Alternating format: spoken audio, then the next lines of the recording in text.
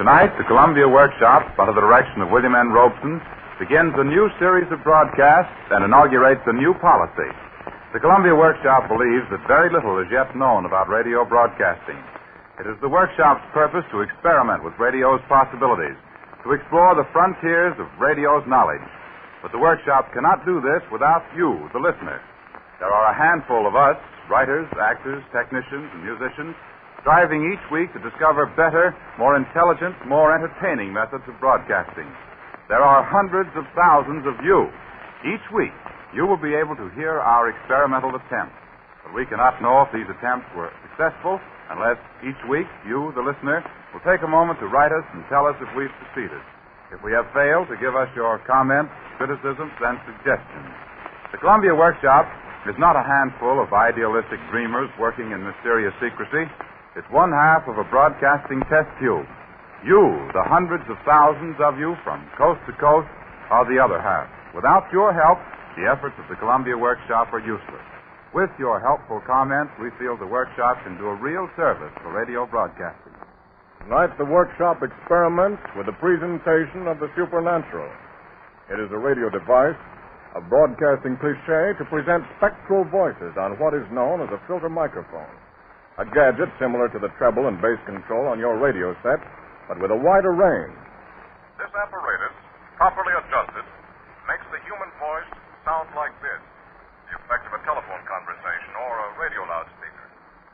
Further adjusted, with more of the low tones removed, it gives a supernatural suggestion to the human voice, makes of it, we are expected to presume, a ghost voice.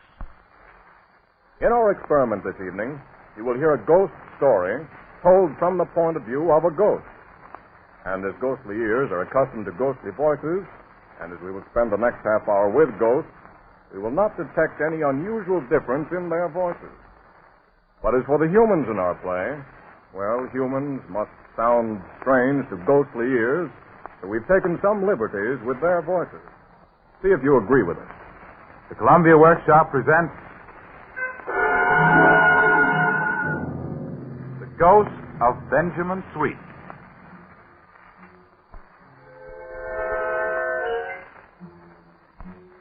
Bolt the doors, fasten the windows, turn out the lights, sit down quietly in the dark, and meet the ghost of Bejamin Sweet.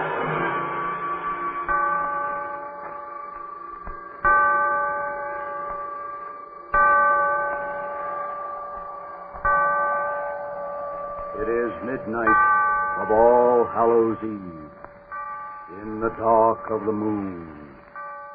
Cold, stabbing stars sprinkle chill whispers of light across the silent graveyard near the edge of town. Around the graveyard is a high, sharp, spiked fence.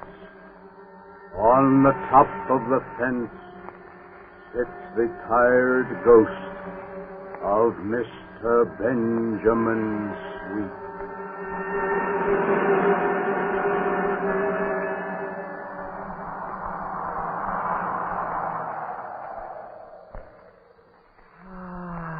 It's a thankless job. A thankless job. No rest, no relaxation.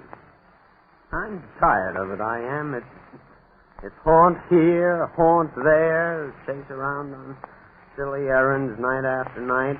Halloween's worst of all. Overtime. Meet your quota. End of the year. Wish I had a pipe full of good tobacco. I wish I had a pipe full of any kind of tobacco. And don't you hoot at me, you brainless bag of feathers. Any minute now they'll be after me. Whole bony, chain-rattling crew of them. Brother, they'll say, down off that fence and get to work. Moan, groan, rattle your chains. Brother, get to work. Don't sneak up behind me like that. Never have gotten used to it. Well, what? There's room for both of us on that fence. What's the matter with you? You fed up, too? Fed up. Huh. Well, the night's just beginning. Feel fine. Oh, nuts. Hey, that's a very fine sounding owl. All owls sound alike. What are your plans for tonight, brother? If I may ask. Oh, I've got a terrible night ahead of me. That's another thing that makes me mad. When there's a dirty job that nobody else wants, what do? Just give it to Sweet, they say. He doesn't matter. I've a good mind not to do this job at all. Brother, do you want a word of warning? No. I'll give it to you anyway. I wish I had my old briar pipe. Ghost of Bejamin Sweet, you're slipping. Slipping fast. Well, I don't care if I am. I'm tired of being a ghost. I haven't had a vacation since I died. And look at the job they give me tonight. Go and scare Theobald Tubbs, they say. Do you know who Theobald Tubbs is, brother? Everyone knows Theobald Tubbs. He's the worst old fogey in this county. Nothing in the earth, the air, or the water can scare him. It's been tried before by experts. Well, all I know is they've got their eye on you at headquarters. Oh, they have they? Yeah, and I was sent to warn you. They don't like your attitude. You aren't making your quota this year. They say you don't haunt worth a nickel anymore. And what can those transparent nobodies do to me if I don't? Don't forget you're a transparent nobody yourself. And there's always a cupboard. Cupboard? Hmm. What cupboard? Did you never hear of the skeleton in the cupboard? Every family must have one. And with a click of their bony fingers, the board of management can switch you into a skeleton and stuff you into somebody's cupboard. Hey, how would you like that? No, poof, that's just talk. Somebody's coming up the road. I'll let him go by this time. Never. There's a penalty for that. Amendment 13, Section 13. No human may be permitted to pass a graveyard unmolested on Halloween night. All right. Get it over with, then. I feel such a fool every time I do this. He's getting close. Now he's looking over his shoulder. Ready, brother?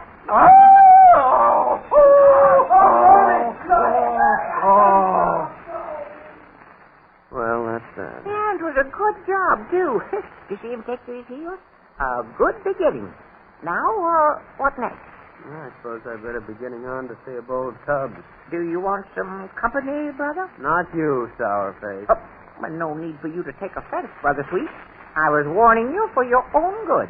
Just wanted to help you. When the ghost of Benjamin Sweet needs help, he'll ask for it. Wait a minute, wait. Do you want me to take that back as a message from you to headquarters? You can tell headquarters from me that I don't like their attitude. I'm fed up. The way I feel right now, anything might happen tonight.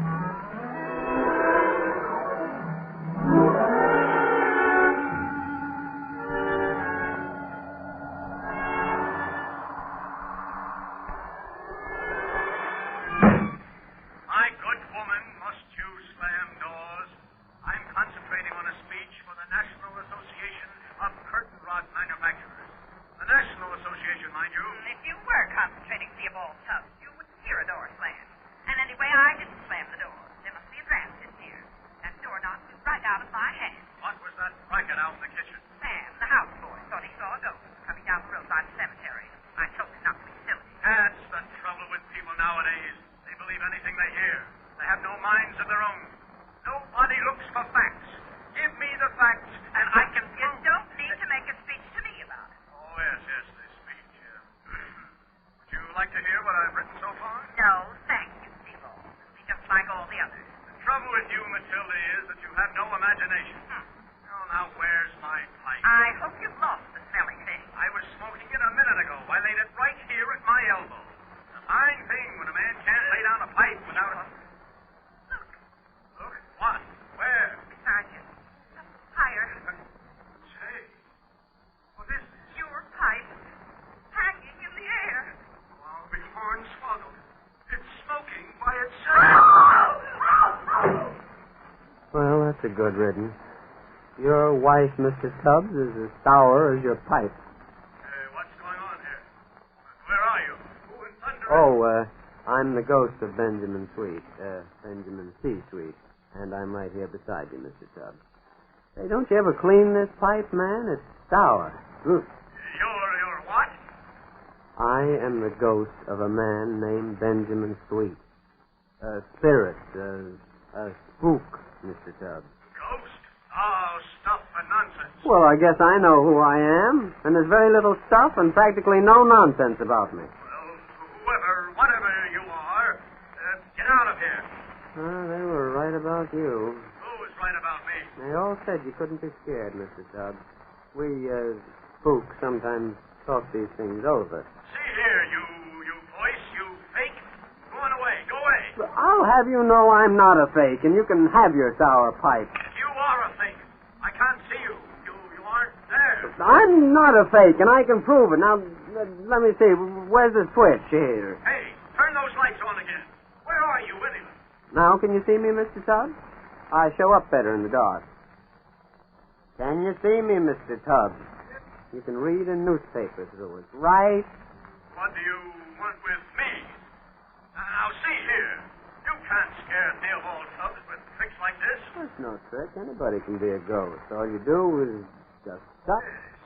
Well, I can see right through you. right. Are you dead? Of course I am. I'm a ghost, I tell you. I don't believe you. Now go away from here. Get out. Get out or I'll put you out. You can't get rid of me, Mr. Tubbs, out night, and if I don't, I'm going to get in trouble. Look here. Ghosts. I'm a sane man, a reasonable man. I don't believe in ghosts. Then how do you count for me? I don't have to. You see this? Say, well, I haven't seen a gun like that for a long time. I used to have a little .32 myself. A beauty it was. Only one day my wife started fooling with it, and... Keep away from this gun. I'm warning you. This is your last chance. Are you going to get out of here? Oh, I see. You're going to shoot me. I'll give you till I count 5. 1, 2. Say, this is something out of the ordinary. 3, 4. Well, 5.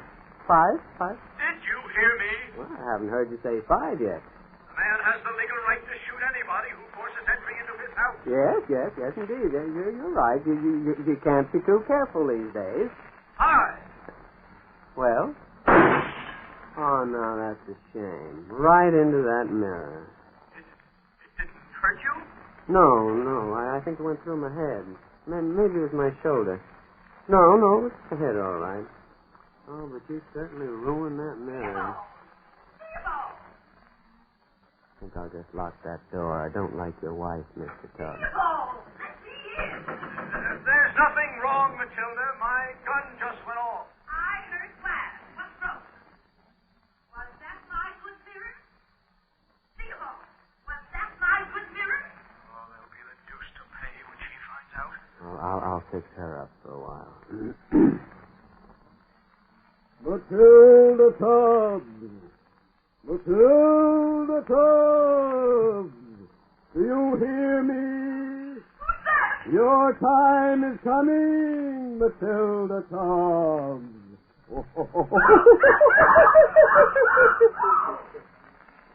There, she's gone. Hey, you aren't a bad sort there, Mr. Sweet is her name. Benjamin C. Sweet. I think I was maybe a little hasty, Mr. Sweet. Oh, don't mention it. Natural mistake, Mr. Tubbs. You know, Mr. Tubbs, I admire you. I can't tell you how much I admire a man like you. Well, Mr. Sweet. You've got After gumption, spirit, fight.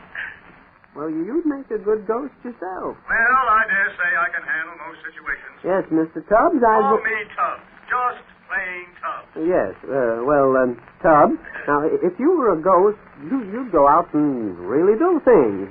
What I mean is, well, now, say if you didn't like the way things were run, you'd run them to suit yourself and to heaven with headquarters. Theobald Tubbs is his own boss, dead or alive.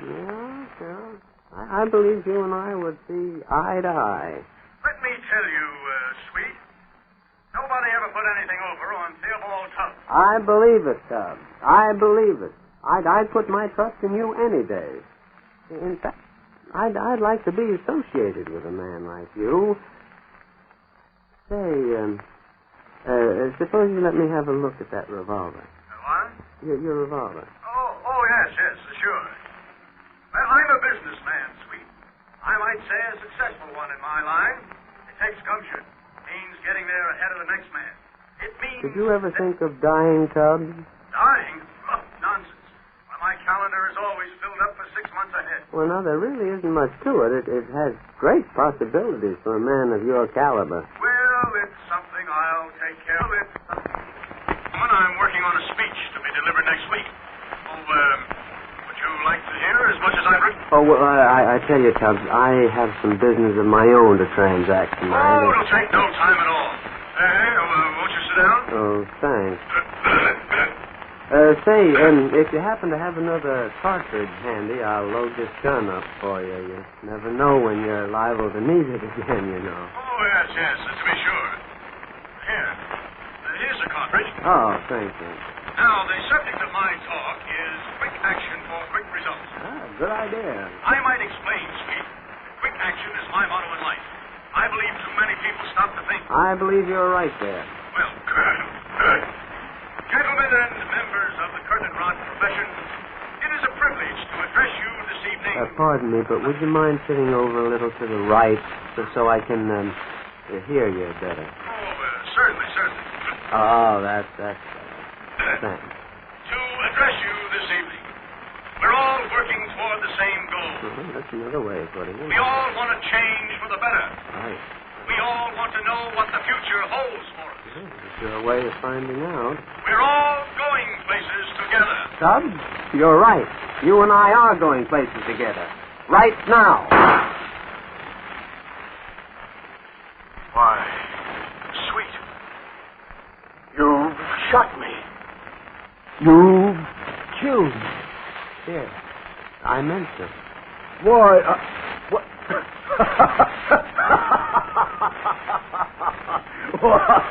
Why, man, you put something over on Theobald Tubbs. Why, I'm a ghost myself now. Yes. Yes. And you didn't believe in ghosts. No. Funny, isn't it, huh? Well, what do we do next? Well, whatever we want. Who would you like to haunt? Well, now, let me see. There's a woman lives down the street that I've never liked very much.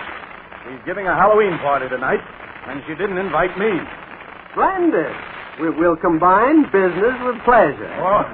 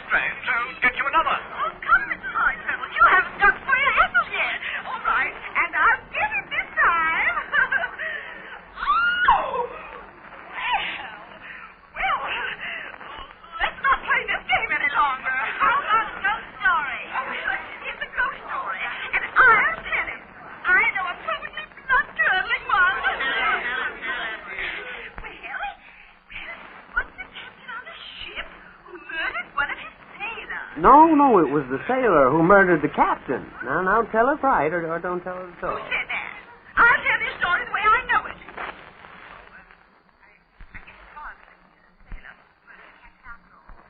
Well, anyway, to continue, the sailor wrapped the captain up in a quilt. In a tarpaulin, not in a quilt. In a quilt, and dropped him overboard on a dark night. There was a full moon that night. Somebody is being very impolite. I guess there was a moon that night. Well, the sailor went to his bedroom. His bunk in the forecastle. Well, anyway, the sailor couldn't sleep, and he pitched and tossed. And It was the boat that pitched and tossed, but there wasn't any captain to steer it. Who's interrupting, man? Where's my son?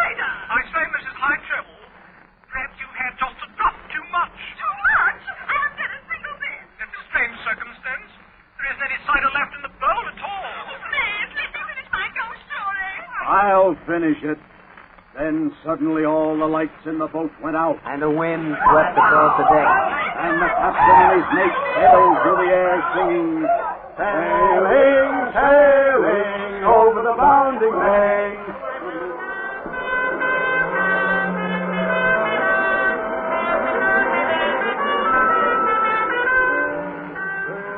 Sailing over the bounding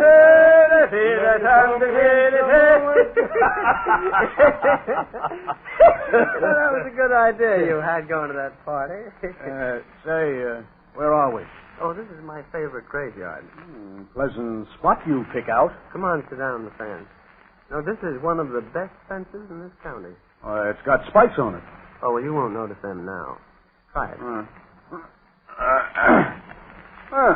Yes, quite comfortable. Quite comfortable. What's that?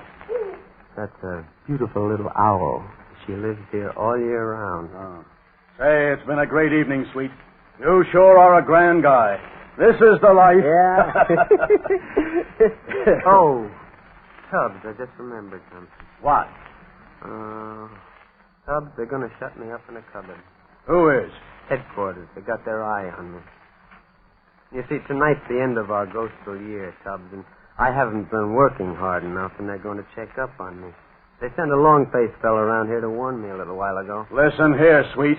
You're a friend of mine, and no friend of Theobald Tubbs ever got into trouble he couldn't get out of.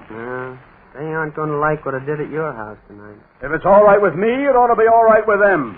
Who runs this outfit, anyhow? Well, there's a board of management. You got to follow orders. Brother, you've got nothing to worry about when Theobald Tubbs is on your side. Why, they won't even let you sit down and rest a minute. As soon as you do, somebody's around. Brothers, get to work. What'd I tell you? Oh, so it's you again, Brother Sweet. Oh. This is the one I was telling you about.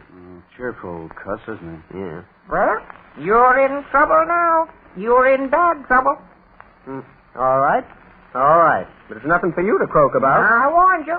They sent me to warn you, and I did. Say, how about your scuttling along? We don't like your company. I know who you are, too. You're the new ghost of Theobald Tubbs. Oh, I suppose the word's got around by now. The word's got around to headquarters, all right. And you're going to have plenty of company here in a minute. They're on their way. Oh, I suppose they're awful mad, huh? Here, sweet. Where's your spirit? Buck up. Oh, you don't know these guys.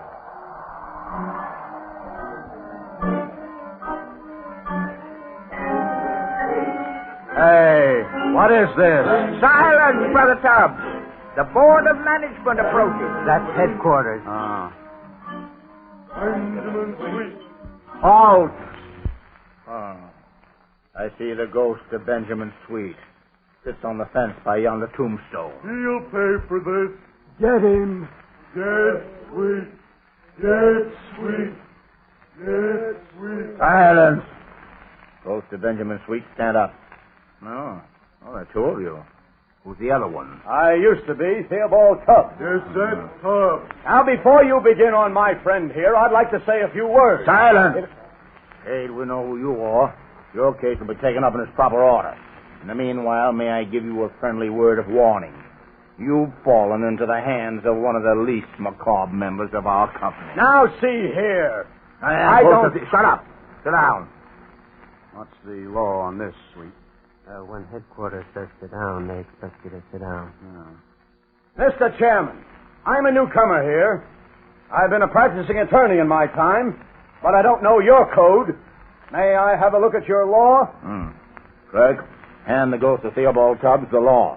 He can sit on the fence and read it while we proceed. Now we're beginning to get somewhere. Here you are, brother. The law. Don't drop it. Cheer up, Brother Sweet. If there's a way out of this, depend on Theobald Tubbs to find it. Now, Brother Sweet, we have just finished adding up your account for the year. Oh, it doesn't look good. Yeah, I know all about that. Go ahead. Well, what's the verdict? All for time, Sweet. These pages are all mixed up. Listen to your report for the year, Benjamin Sweet. Total number of errands sent on? 365. Total number of successful finishes? 250. Total number of opportunities to transact disreputable business? 1,583. Total number of opportunities let slip? 1,000. Total number of people scared? 6,4. And what is his quota? 402. Total number of hours spent haunting? 36. And his quota? 150. Oh, most unsatisfactory. What have you to say for yourself, Brother Sweet? Nuts, that's what I say. Nuts. Well, say, not only is your record for the year a blot on our fair name, but tonight, on Halloween, you were given one last chance. You were sent on an important mission. Your orders were to scare Theobald Tubbs, not to shoot him. Brother Sweet, you overstepped your authority. All right, go on. To make bad matters worse, you took the ghost of Theobald Tubbs on a round of frivolity. You neglected your duties. You drank cider. Well, a ghost needs a little relaxation now and then. I haven't had a vacation since I died. I'm sick and tired of all this routine. It's a bore. When the shade needs rest, the answer is simple. Every family needs a skeleton in its cupboard. The demand exceeds the supply.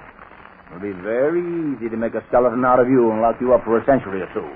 So, Brother Sweet, the verdict in your case Stop, wait. Hold on a minute. Have you found something in the law, Tubbs? Every ghost here will kindly look towards the east. What's the matter? I'm about to pronounce a verdict. Look at the sky, Mr. Chairman. Why, it's dawn. Why didn't somebody tell me? You'll have to postpone the verdict till tonight.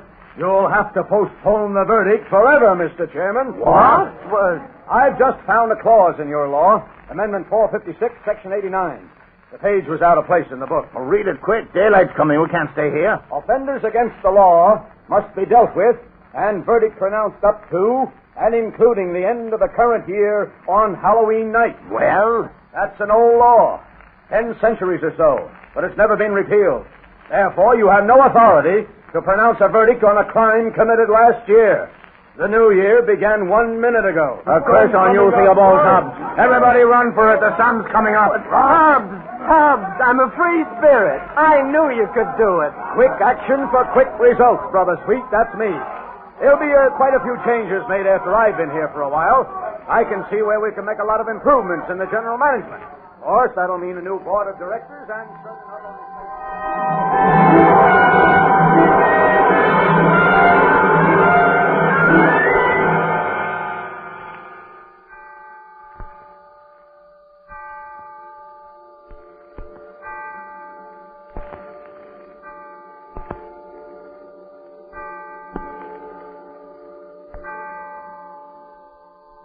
You have just heard The Ghost of Bejamin Sweet, a Columbia Workshop experiment in the treatment of the supernatural. We want to know your reaction to it. We want your frank opinion. We in the workshop spare no feelings in criticizing ourselves, and we ask of you, who are the other and equally important half of the workshop, the public, to be just as honest with us as we try to be with ourselves. Please address your comments, criticisms, and suggestions to the Columbia Workshop, care of the Columbia Network, New York City.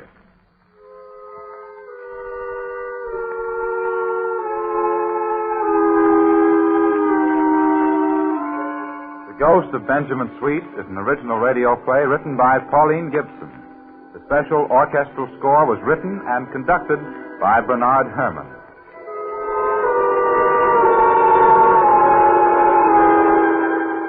Next week at the same time, the workshop will present an experiment in vocal rhythms and musically scored sound effects in its production of The House That Jack Didn't Build, an investigation into the current housing problem by the famed American poet Alfred Cramborn.